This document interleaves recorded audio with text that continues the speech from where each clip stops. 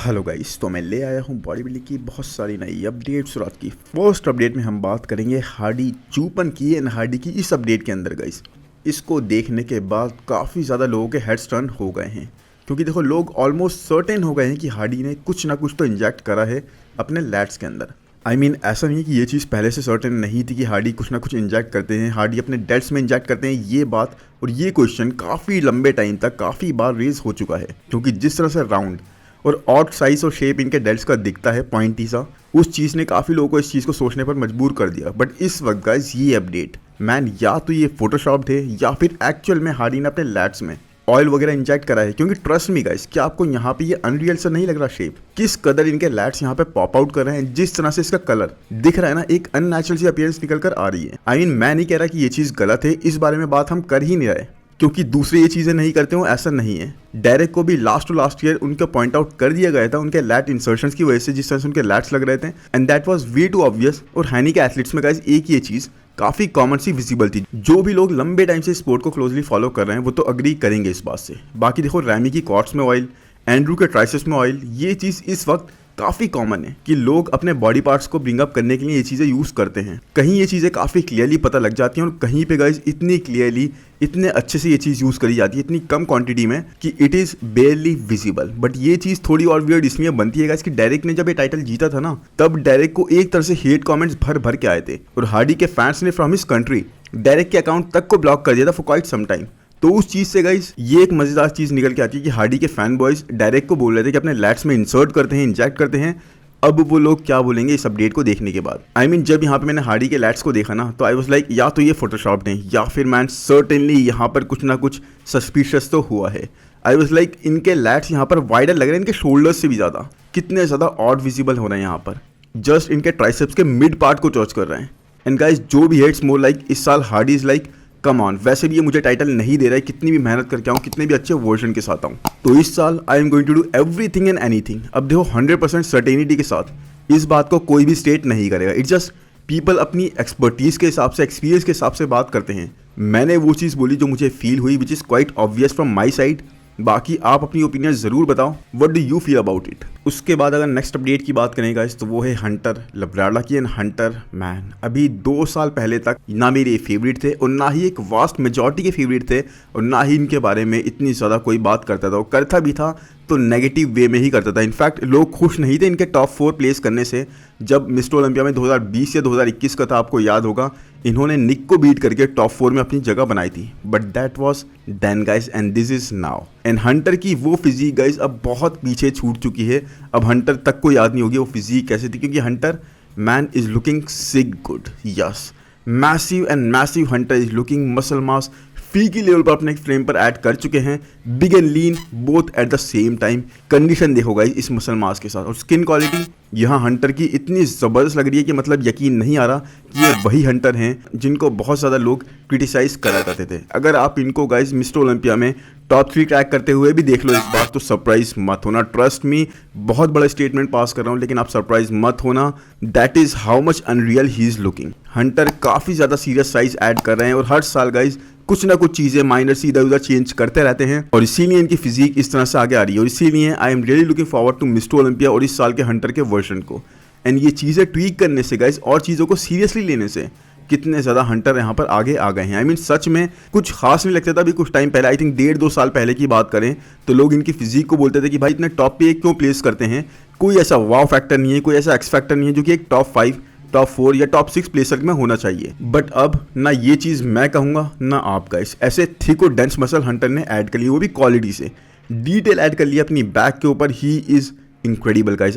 This point पे मैं आपसे बोल रहा हूँ ना कि Hunter has been one of the most impressive athlete जिसने लास्ट 1.5 सालों के अंदर बहुत ज़्यादा इंप्रूवमेंट्स करी हैं। और आई थिंक मार्टिन के बाद अगर मैं किसी का नाम लूँगा गाइस, तो सेकंड नंबर पे मेरे one of the most favourite athlete जो कि बहुत ज़्यादा इंप्रूवमेंट्स करके दिखा रहे हैं, चेंजेस करके दिखा रहे हैं in a very small period of time, वो हैं only Hunter Labrada. He has worked really hard guys, और वो चीज़ टोटली इनकी फिजिक में ट्रांसलेट हो रही है। और असल में गाइज मज़ा आता है अब हंटर के बारे में बात करने में भी, क्योंकि अपडेट्स इतनी बेहतरीन होती हैं। नाउ नेक्स्ट अपडेट की बात करें गाइज, तो वो है निक वॉकर की। And look at him here guys, कितने ज़्यादा सिक कितने ज़्यादा ज़बरदस्त इस फ्रंट फ्लैट स्प्रेड पोस्ट को ये हिट करते हुए लग रहे हैं। ट्रस्ट मी गाइज, ये इनका एक वीक पोस्ट था, आप सबको याद होगा।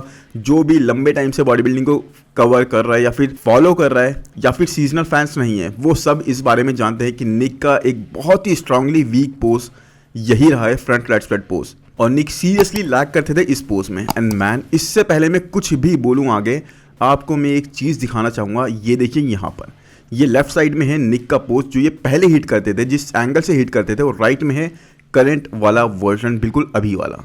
अब देखो how big of a difference, how huge of a difference their is, not only in size guys, size और आपके डेंसिटी में ही डिफरेंस नहीं है, बट द प्रेजेंटेशन, किस तरह से अपनी पोस्ट को प्रेजेंट कर रहे हैं, फिजिक को प्रेजेंट कर रहे हैं, इज वे बेटर। निक के लैट्स काफ़ी ज़्यादा विजिबल हो रहे हैं इस पोस्ट के अंदर, वेस्ट को भी एक इल्यूजन सी क्रिएट कर रहे हैं स्मॉलर दिखाने के लिए।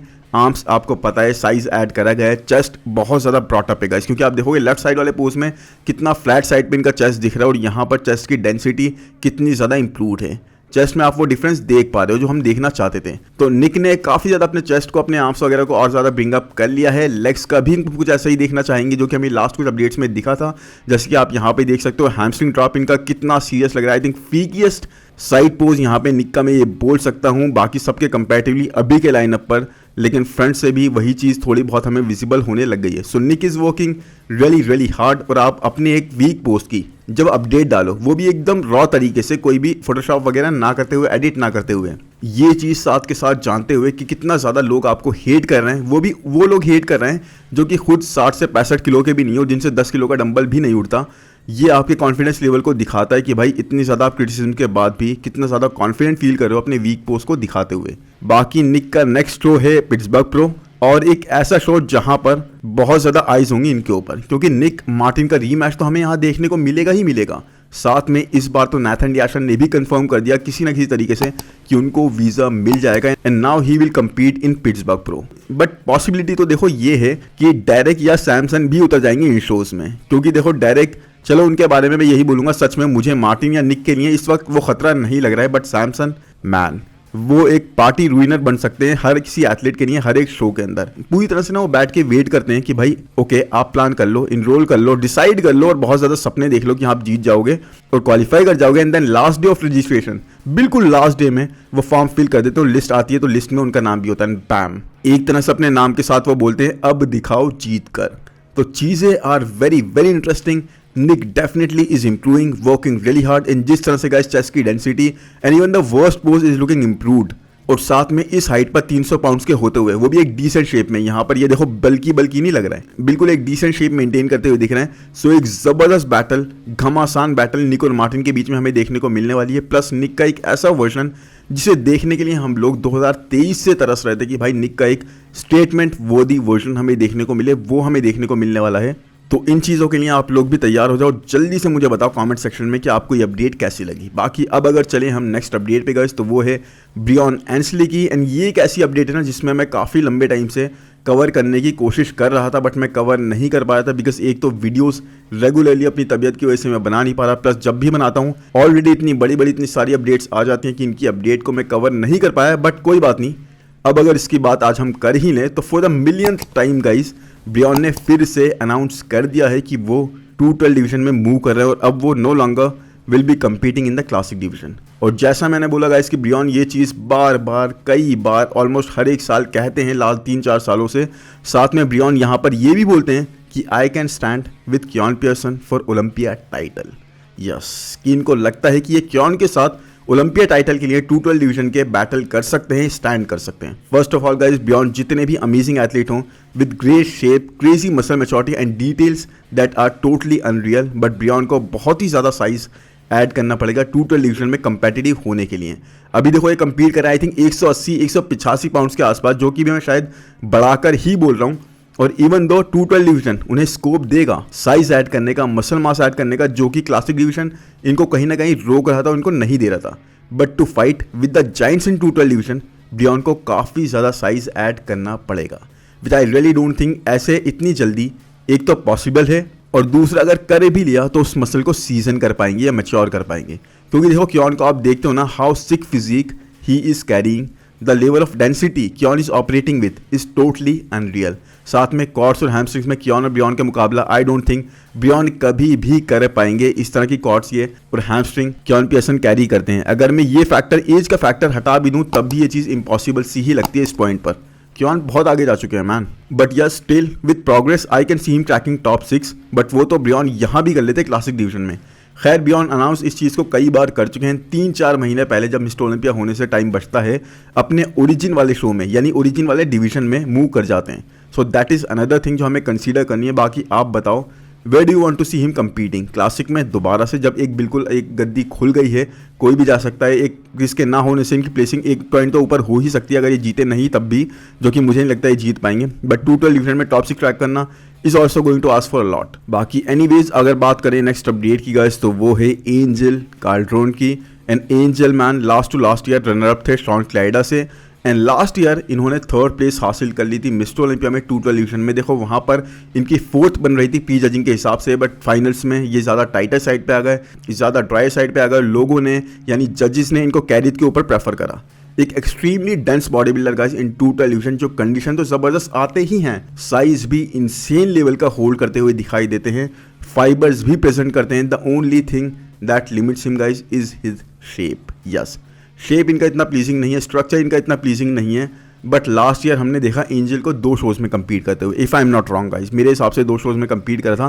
पहला था न्यूयॉर्क प्रो जहां पर यस एंजल compete कर रहे थे बट ओपन डिवीजन में अपना लक आजमा रहे थे, ये 2-12 डिवीजन में नहीं, which did not go as planned. Yes and he could not even crack top 3 में भी जगह नहीं बना पाए, साइज में काफ़ी मात खाते हुए दिखाई दिए। उसके बाद एंजल हमें compete करते हुए दिखाई दिए दुबई प्रो के अंदर। वहां पर एंजल ने दुबई प्रो के टाइटल के साथ साथ गाइज एक बहुत ही हैफ्टी सा चेक अपने नाम कर लिया है। नाउ वो न्यूयॉर्क प्रो के बाद लोग जैसे अटकलें लगा रहे थे ना कि अब ये ओपन डिवीजन में ही अपना लक आजमाएंगे, 2-12 में इनका मौका नहीं बनना। क्योंकि let's be real guys and honest भी होते हुए यहाँ पे मैं बता दूं, क्योन पियर्सन जब तक यहाँ पर है ना, एंजल के चांसेस अब लगने से रहे in his respective division.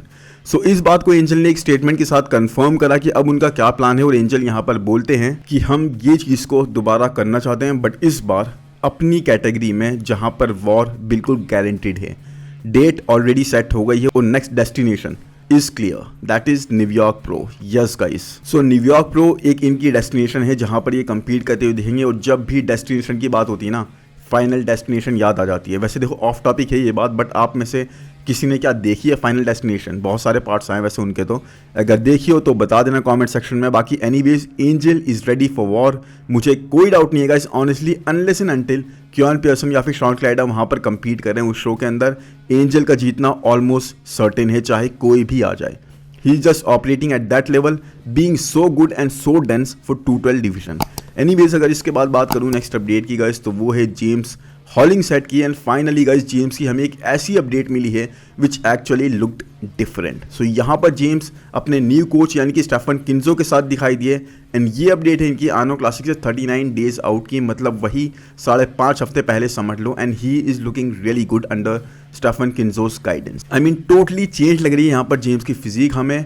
Now he is not self coaching, क्योंकि देखो काफ़ी लंबे टाइम लास्ट ईयर इन्होंने यही करा था कि सेल्फ कोच करके ट्रेन करके आते थे। आर्नो क्लासिक में भी ऐसे compete करा था आई बिलीव इन्होंने काफ़ी टाइम करा, and that did not quite work well. Yes and Stefan is able to make literally guys everybody he coaches look 20% better. जिसको भी वो ट्रेन करते हैं ना 20 से 25% इंप्रूवमेंट्स के साथ ही लाते हैं उसकी फिजिक में। उनके पास एक वो नज़र है, एक वो तरीका है जो अपने एथलीट्स को बहुत ज़्यादा इंप्रूव करने में मदद करता है। क्योंकि देखो जेम्स के पोजेस भी यहाँ पर काफ़ी बेटर आपको दिखाई देंगे। यहीं पर देख लो जो एक टेपर जेम्स की फिजिक में हम नहीं देख पाते थे काफ़ी लंबे टाइम तक, वो दिखाई दे रहा है। साथ में यहाँ जेम्स हमेशा क्रिटिसाइज होते हैं अपने शोल्डर्स के लिए कि इनके शोल्डर्स की विथ वो नहीं है, डेल्ट्स की विथ वो नहीं है इतने ज़्यादा वाइड साइड पे। बट आई कैन ऑनेस्टली से गाइस यहाँ पर ये चीज़, यहाँ पर उस चीज़ पर भी वर्क दिख रहा है, मेहनत करी गई दिख रही है, इंप्रूवमेंट्स दिख रही हैं। तो ये एक टोटली डिफरेंट लुक दिख रहा है मुझे जेम्स हॉलिंगसेट का, and it is really really awesome. ये फ्रंट लेट स्प्रेड पोज बहुत अमेजिंग लग रहा है, बहुत अच्छा टेप नहीं करके आ रहा है। तो जेम्स गाइस टोटली एक चैंपियन की तरह तो दिख रहे हैं, जीते या हारे, बट ये मेहनत कर रहे हैं, वर्क हार्ड कर रहे हैं, इंप्रूवमेंट्स कर रहे हैं। एंड आई थिंक यहाँ पर इनको क्रेडिट दिया जाना चाहिए जहाँ पर इनका हार्ड वर्क हमें दिखाई दे रहा है। लेकिन जेम्स के साथ वही बात है गाइस, 4-5 वीक्स आउट तक इनकी फिजिक चेंजेस दिखाती है, उसके बाद जैसे इनकी कंडीशन होती है और ज़्यादा पीलिए नहीं होते और वैसे ही स्टेज पर आ जाते हैं। तो इस बार मैं सच में I am looking forward to see him this time क्योंकि इस बार वो एक वर्क भी ऐसे कोच के साथ कर रहे हैं जो एक्चुअल में इस डिवीजन में या किसी भी डिवीजन में बहुत ज़्यादा वेव्स क्रिएट कर रहे हैं। इसीलिए I am really happy and excited कि जेम्स सच में गाइस अपने पोटेंशियल को इस बार कम से कम हमें पूरी तरह से लिव अप करते हुए दिखाई दें किसी भी तरीके से, और दिखाई दें द वाइकिंग, जिस वाइकिंग की तरह वो दिखते हैं एक्चुअल में अपने दूर से अपीयरेंस में, वैसे ही स्टेज पर भी। क्योंकि जिस तरह से ये ट्रेन करते हैं ना गाइस, मैंने इस चीज़ को कई बार कवर करा है कि James trains like a beast. Undoubtedly आज के टॉप 3 स्ट्रॉन्गेस्ट आईबीबी प्रोज में जेम्स का नाम जरूर आएगा, और वो भी आई थिंक टॉप पे आ सकता है। That is how much heavy lifting he does, वो भी प्रॉपर फॉर्म के साथ। यस, हार्डी की तरह नहीं। देखो, अब मैं हार्डी का हेटर नहीं हूँ यहाँ पे, ना क्रिटिसाइज कर रहा हूँ, बट आप सभी जानते हो हार्डी की फॉर्म कैसी होती है, कैसे वो वेट को पुश करते हैं। तो वहीं पे गाइस जेम्स बहुत ज़्यादा शाइन करते हैं, बहुत ज़्यादा राइज करते हैं, and I really am excited कि भाई जेम्स का वर्जन में ज़रूर स्टेज पे जल्दी से जल्दी देखूँ। And I really hope guys ये वीडियो आपको पसंद आया होगा। पसंद आए तो प्लीज़ लाइक कर दो यार, चैनल को सब्सक्राइब कर दो, कमेंट सेक्शन में ज़रूर बताओ कि अपडेट्स कैसी लगी, और दुआओं में याद रखना, और जल्दी ही मिलते हैं नेक्स्ट वीडियो में। Thank you, bye bye.